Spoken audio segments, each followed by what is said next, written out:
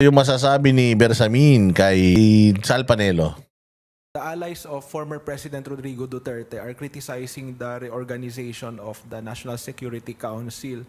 Attorney Panelo claims it smacks of bad politics and it's meant to target the Vice President, while Attorney Roque is questioning whether it is a prelude to martial law.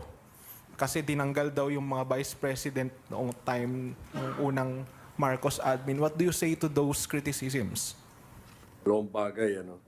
Meron ako nabasa na something that reminded me that Panelo, during his time as presidential advisor, was also advocated the exclusion of then Vice President Leni Robredo. Let's say for example, when Sal Panelo was the advisor,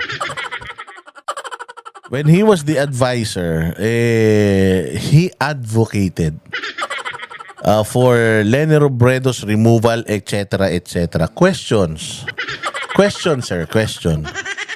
Did PRRD ever removed? Did PRRD ever removed Leni Robredo sa NSC?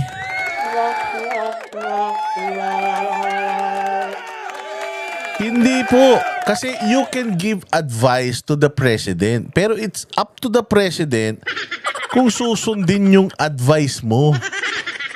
Oo, yun eh. The problem here is, si Bongbong Marcos decided on removing itong si Inday Sara, which is VP niya. Oh, so anong kaibahan nun? Malaki ang kaibahan nun. And besides, ang sagot dito ni Sal Panelo, I never asked for the president to remove Leni Robredo as a member of the NSC. Never. So pinabusa, ewan ko saan kinuha nito ni Bersamin yung chismis niya. Narinig daw niya or nabasa daw niya. Natin kung saan niya nabasa. Ang punto rito, sir, tinanggal ni Bongbong si BP Sara na Vice President niya bilang member or part ng NSC. And let's say, for example, inadvocate nga ni Sal Panelo ang tanong. Tinanggal ba ni PRD? Hindi.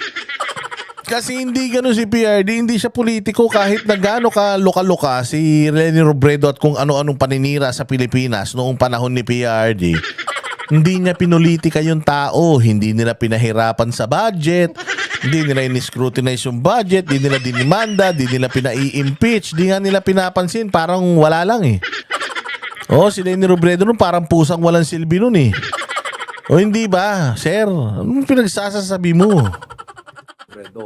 No? So he has no moral authority to question the decision of the president.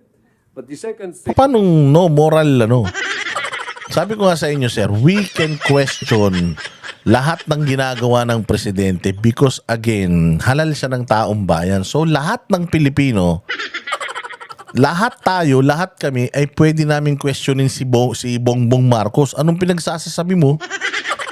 Lahat kami pwede namin siyang questionin. Araw-araw kung questionin namin siya, wala kayong magagawa dahil unang-una sa lahat, pag-aari siya ng mga Pilipino. Presidente lang siya, mataas ang posisyon niya, siya ang nagtitimon sa Pilipinas, pero accountable siya sa mga Pilipino. So anything that he's doing, lahat-lahat yun, pwede namin questionin yun, sir. Hindi kayo Diyos. Hindi kayo Diyos kung makaano kayo ha. Kung makapagsalita kayo para nabili nyo na Pilipinas ha. thing that I would like to emphasize here is this. Look at it this way. The national... Nung nag-watch ako kay Ted Pailon, DJ Chacha, sinabi ni Ted tinanggal sila ni Robredo nga doon sa may drugs doon sa yung war on drugs. 2 beses nga siyang hiner doon, 2 beses di siya tinanggal. Pero sa NSC, National Security Council, di siya tinanggal doon because she's a part of it. By law, by constitution, part po ang Vice President ng National Security Council. Anong pinagsasabi nyo?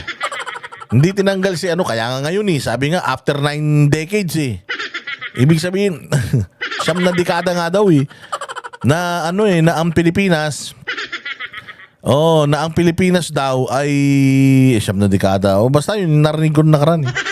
Na ang Pilipinas, laging kasama nga ang Vice President Chances National Security. Ngayon nga lang tinanggal pinagsasasabi nyo na tinanggal ni PRD si Leni Robredo. Doon sa gera yun ng droga, paano hindi mo tatanggalin yun? Nagbibigay ng mga maling impormasyon sa international media, nagpapa-interview, nagbibigay, ganito karami pinatay. Di ba? Wala silbi. Security Council is an advisory body. And this is an advisory body in relation to the President as the Commander-in-Chief. So, the President has the right as well as the responsibility. Meron naman talaga. Nagawa nyo nga He has the right. But the Constitution says dapat ang member niyan, yung Vice President dapat nandiyan dyan. Why? Paano pag namatay si Bongbong ngayon? O sino ang magiging presidente ng Pilipinas? Di ba si Inday? Kung di ba naman kayo engot? O di pag namatay si Marcos ngayon. O sino na ngayon ang may-ari ng NSC? Di si Inday na, tinanggal-tanggal nyo pa siya naman ang successor talaga.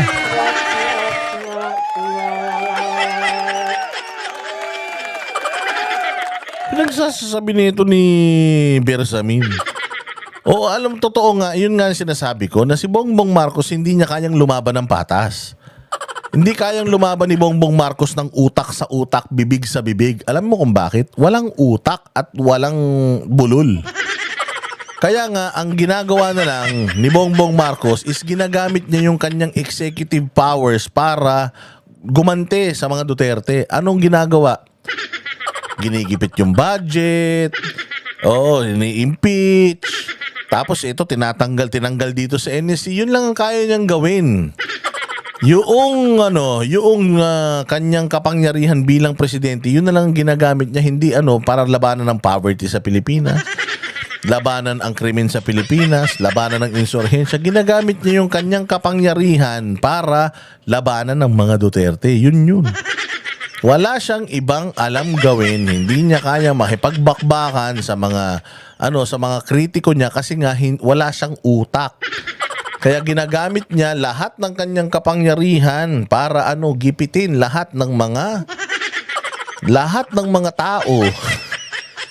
Lahat ng mga kritiko niya, gamitin yung kanyang powers para takutin lahat.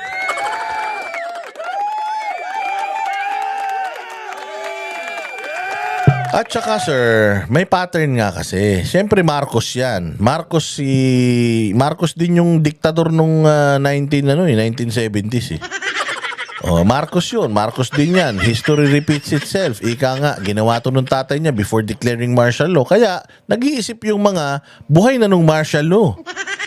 Ginawa to ni Marcos Sr. before mag-martial law. Baka mag-martial law. Kaya tinatanong kayo, baka mag-martial law kayo kasi ginawa to nung tatay niya hindi ba? Yun lang naman sasagutin nyo, hindi yun. Tapos yung tinanggal yung NSC. Totoo naman na it's within the powers of the president. Pero ang bobo lang kasi noong inyong reason na dahil si Inday Sara a threat to national security. Yung mga pronouncements ni Duterte Sr. ay threat to national security. Itong pagpapapasok nyo ng mga Afghan refugees dito. Hindi ba yan threat to national security? Yung pakikipagkampi nyo sa mga komunista, sa mga Makabayan Bloc, hindi ba yan threat to national security? Yung pagtatanggal ninyo ng budget ng AFP, hindi ba yan threat to national security? O yung pagpapa-impeach ninyo sa Vice President, hindi ba yan threat to national security?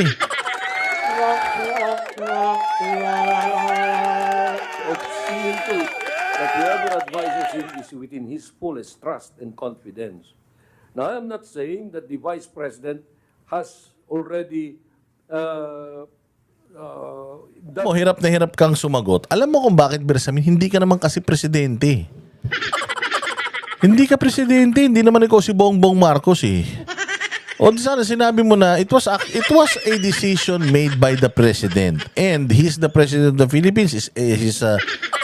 He's authorized to do that. It's within his power. So let's I will ask him about his reason why.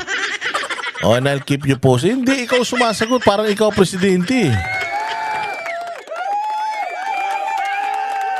Tapos sasabihin na naman ninyo, hindi naman yan sinabi ko eh. Si Bersamin may sabi niyan, hindi naman ako eh. Oh, di ba? Does not anymore deserve to be trusted. But I'm just saying that with the recent developments, it is not going to be good advice or good action on the part of the president to still have her on board. Now, anyway, the president has the absolute power, the power of absolute reorganization, meaning he can choose the people he listens to or he would listen to. So if the National Security Council is supposed to be including members who are trusted by the president, then let it be understood in that light. Mali yun. Mali yun, sir. Dapat nga mas lalo na may oposisyon dyan eh. Para sa check and balances, pinagsasabi mo. Diktadorya yung plano mong gawin. Yung gustong gawin ni Bongbong Marcos is diktadorya. O bakit? O kasi nga tinatanggal niya lahat ng mga kalaban niya sa landas niya. O anong tawag dun? Magso-solo flight siya para wala nang pipigil sa kanya. Pag wala nang pumigil sa kanya, nagkaleche-leche bayan. Sino na naman sisisiin ng gunggong Marcos na yan?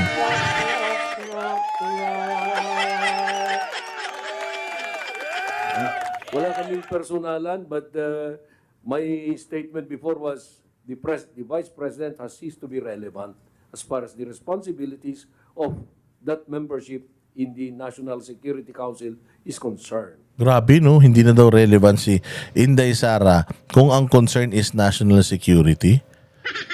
Matapos lumaban ng mga Duterte sa insurhensya, nilinis ang Pilipinas sa insurhensya, di na daw sila relevant. Si Bongbong nga, pakuya-kuya-kuy lang yan. Walang ginawa yan. Buong 6 na taon nung panahon ni Duterte, yung dilabanan si Leni Robredo sa protesta niya na hindi naman siya nanalo. So, sinasabi nyo na irrelevant ang mga Duterte samantalang sila ang lumaban sa insurhensya. Ang kapal naman ng mga pagmumukha nyo. Wala kayong karapatan. Kayo ang walang karapatan. Kayo ang walang relevance pagdating sa national security dahil wala kayong ginawa. Putangin na yan, nag-peace talks nga kayo, mauubos na yung mga rebelde, nag-peace talks pa yung gusto nyo.